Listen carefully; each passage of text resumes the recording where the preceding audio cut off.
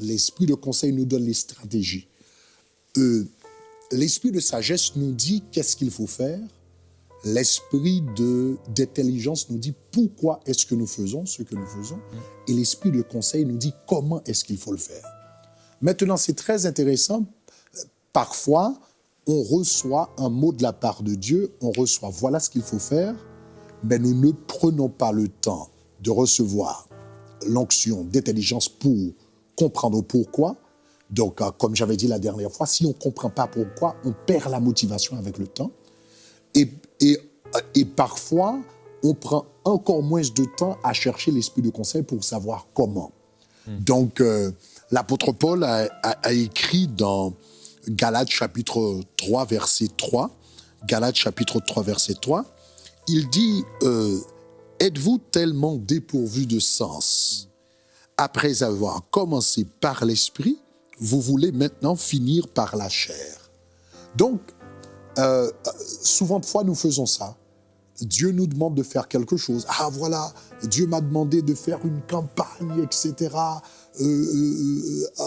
Donc, en Haïti ou en Côte d'Ivoire, etc. Bon, je vais partir pour la campagne. Maintenant, ça c'est l'esprit de sagesse qui nous dit pourquoi partir.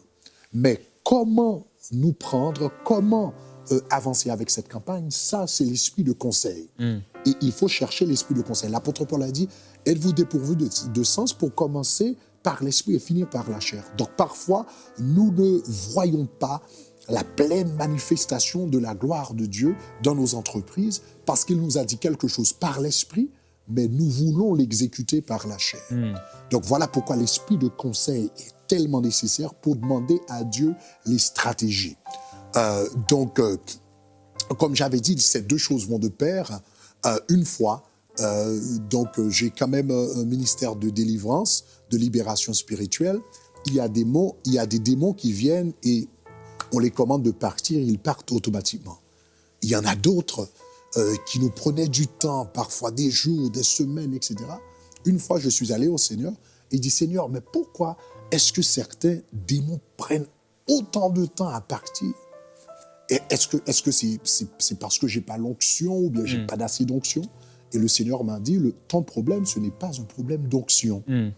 Mais ton problème, c'est que tu n'as pas cherché mon intelligence ou encore, tu n'as pas cherché l'esprit de conseil. Tu n'as pas cherché la stratégie. Parce que pour chaque bataille, il y a une stratégie. Donc cela veut dire quand tu fais face à un esprit démoniaque, à chaque esprit démoniaque, il faut encore demander au Seigneur son esprit de conseil, chercher. Donc tu dois d'abord me chercher et me demander quelle est la stratégie pour cette bataille. Et j'ai commencé à appliquer ça. Et on a vu des résultats extraordinaires. Donc, dans le passé, automatiquement qu'on amenait quelqu'un de possédé, je disais, au nom de Jésus, sors, mais je ne fais plus ça.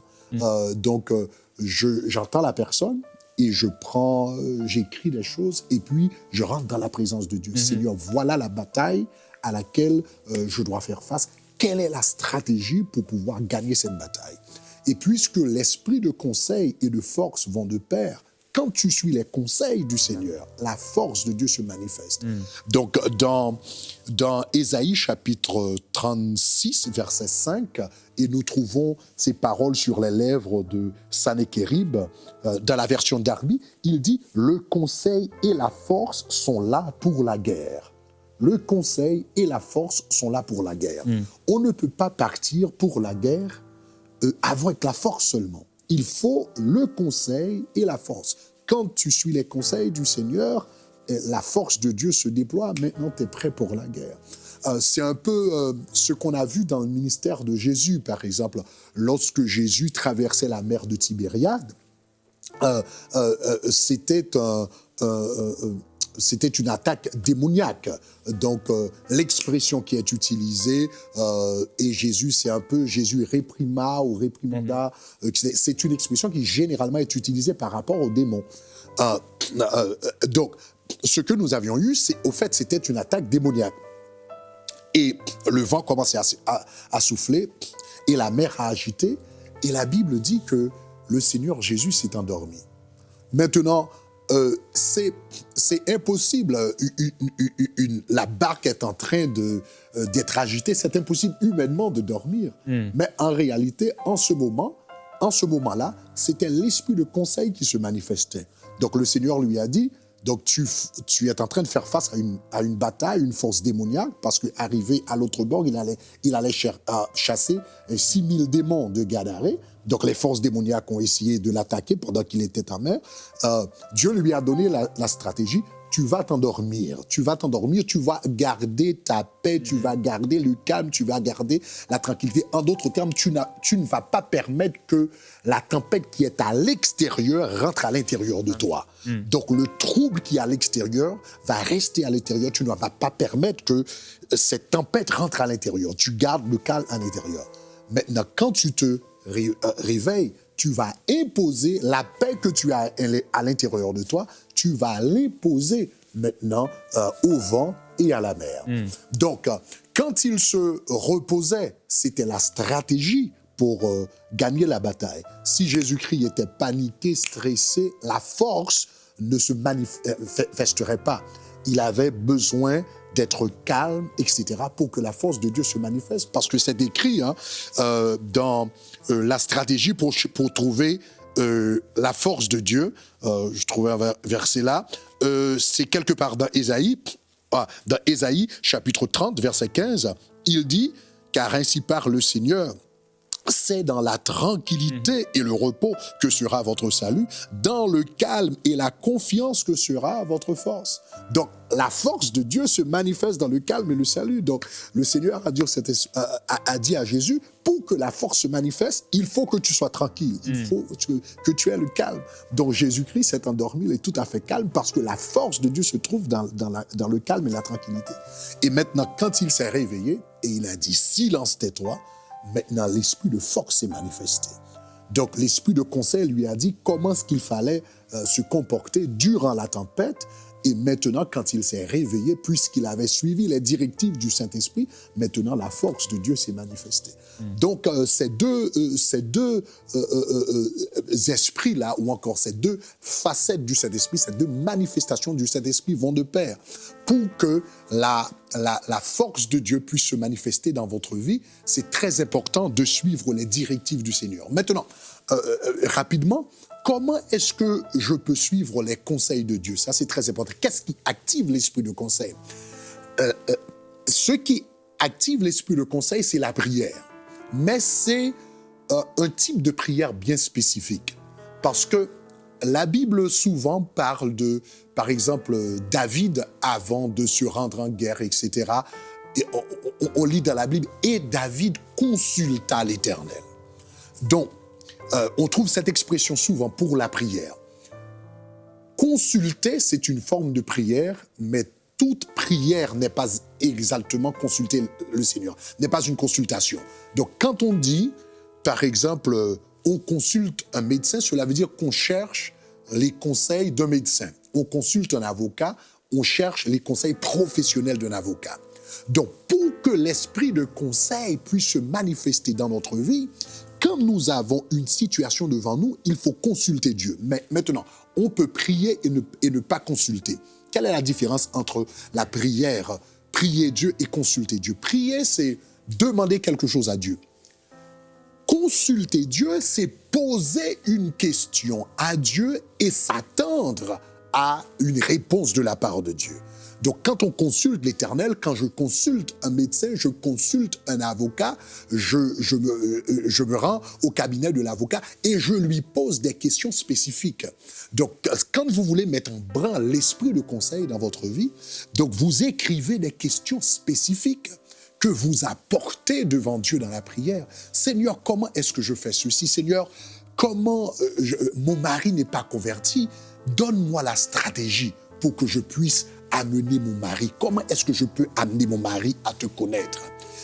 Comment est-ce que je peux amener mes enfants à marcher dans la crainte du Seigneur? Seigneur, comment est-ce que je peux faire pour que ce ministère puisse s'étendre dans la ville où je suis? Donc, consulter l'Éternel, c'est poser des questions spécifiques au Seigneur. Et quand tu consultes le Seigneur, il va te répondre. Remarquez, il y a un verset de la Bible qui parle des différentes manières dont donc le Seigneur répondait. Dans la Bible, c'est dans 1 Samuel chapitre 28, le verset 6. Donc c'est un peu à la fin de la vie de Saül, quand il commençait à perdre un peu la grâce de Dieu sur sa vie. La Bible dit, et Saül consulta l'Éternel, donc il est allé chercher les conseils de l'Éternel. Il consulta l'Éternel, et il dit, l'Éternel ne lui répondit ni par songe, ni par Urim, ni par les prophètes. La Bible dit, l'Éternel ne répondit ni par songe, ni par Urim, ni par les prophètes. Cela veut dire, dans ce temps-là, l'Éternel avait l'habitude de répondre par songe, par Urim et par les prophètes. Donc, quand on consulte l'Éternel, l'Éternel répond par ces différentes manières-là. Donc, l'Éternel peut vous répondre par des prophètes. Maintenant, je sais qu'automatiquement, quand on parle de prophète, donc, il y a des gens qui voient un prophète prophétiser, etc. Bon, il y a le don de prophétie existe encore, mais il ne faut pas oublier qu'à chaque fois que nous lisons la parole de Dieu est en train de nous prophétiser. Au fait, dans 1 Pierre chapitre 1er, verset 21, la Bible dit « Ce n'est pas par une volonté d'homme qu'une prophétie a jamais été apportée, mais c'est poussé par l'Esprit que les hommes ont prophétisé de la part de Dieu. » Et l'apôtre Pierre écrivit cela par rapport aux Écritures, car au verset précédent, il dit « Sachant tout d'abord vous-même qu'aucune prophétie de l'Écriture ne peut être objet d'interprétation personnelle, car ce n'est pas par la volonté d'homme qu'une prophétie a jamais été donnée. » En d'autres termes, la Bible appelle la parole de Dieu la prophétie. Donc une prophétie, à chaque fois qu'on lit la parole de Dieu, on est en train de recevoir des prophéties. Ésaïe prophétise encore, Jérémie prophétise encore, Ézéchiel prophétise encore, le Seigneur Jésus-Christ prophétise encore. À chaque fois qu'on lit la parole de Dieu, le Seigneur est en train de prophétiser sur notre vie. Donc c'est une façon de... Quand nous consultons Dieu, c'est l'une des façons qu'il peut nous répondre. Deuxièmement, il dit, il ne répond ni par les prophètes, par l'Urim. Maintenant, l'Urim, c'était quoi? L'Urim, c'était quelque chose que les sacrificateurs portaient sur leur poitrine. C'est comme un sac qu'ils portaient sur leur poitrine et il y avait des pierres là-dedans.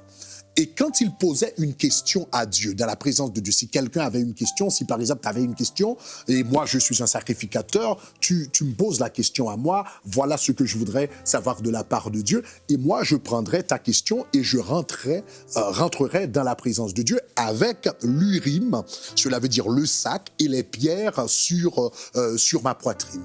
Et je dirais, Seigneur, Jérémie a demandé ceci, ça, etc. Si la réponse était oui ou c'était non, les pierres allaient s'agiter d'une manière pour dire oui ou bien non. Donc à travers l'Urim, Dieu répondait. Maintenant, aujourd'hui, nous n'avons pas l'Urim, mais nous avons quelque chose de plus puissant que l'Urim à l'intérieur de nous. Nous avons le Saint-Esprit de Dieu. Parce que l'Urim dans l'Ancien Testament pouvait seulement dire oui ou non. Mais le Saint-Esprit de Dieu peut nous parler, il peut nous donner des directives spécifiques. Donc, pour pouvoir bien fonctionner avec l'Esprit de conseil, il faut prêter attention au mouvement du Saint-Esprit à l'intérieur de nous. Il faut être sensible à l'intérieur, être sensible au Saint-Esprit. Parfois, nous voulons faire quelque chose et nous avons l'impression que l'Esprit est en train de nous dire non. Je dis souvent qu'à l'intérieur de nous, le Saint-Esprit de Dieu parfois nous donne un feu rouge. Parfois, il nous donne un feu jaune. Parfois, il nous donne un feu rouge, un feu orange ou un feu vert. Parfois, on a l'impression, on veut faire quelque chose, mais il y a quelque chose qui nous retient. Il faut prêter attention à ce genre de choses, parce que c'est le Saint-Esprit de Dieu qui est en train de nous parler, de dire non, n'avance pas comme ça, non. Donc parfois, on a l'impression qu'on peut avancer, mais il faut faire attention. C'est un peu le feu orange du Saint-Esprit qui te dit, tu peux avancer, mais reste dans la prière, écoute ma voix, c'est dangereux, cherche ma face, etc. Avance, mais faites attention.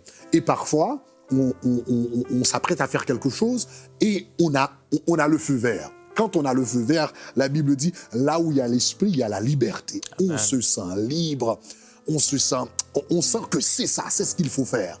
Donc, il faut prêter attention à ce genre de choses parce que tout ça, ce sont les différentes manifestations de l'esprit de conseil. L'esprit, après avoir consulté Dieu, il est en train de nous parler. Il communique par l'urime, etc. Et finalement, il peut communiquer par des songes également. Le soir, quand on dort, après avoir posé une question à Dieu, il peut nous répondre par les Saintes Écritures. Il peut nous répondre par des sensations spirituelles. Non, je n'ai pas la liberté. Il peut nous répondre également par des songes et par des visions. Donc, ce sont toutes là des manifestations de l'esprit de conseil de Dieu dans notre vie. Amen.